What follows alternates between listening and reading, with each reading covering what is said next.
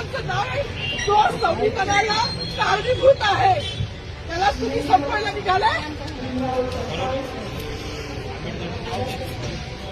पालकमंत्र्यांची फार मोठी चूक आहे मॅडम, माफी मागणार नाही, पण पालकमंत्र्यांची पत्रात घ्यावी.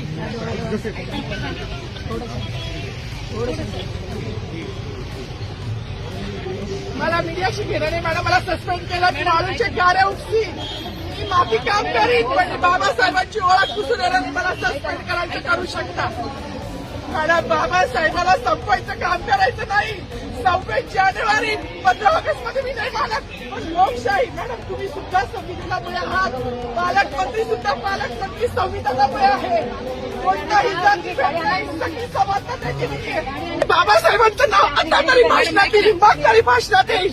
ज्या लोक संविधानाला लोकशाहीला कारणीभूत नाही त्यांची नावं वारंवार घेतली गेली, पण जो संविधानाला कारणीभूत आहे तो प्रजासत्ताक दिनाचा जो मानकरी आहे त्याचं नाव भाषणात का नाही.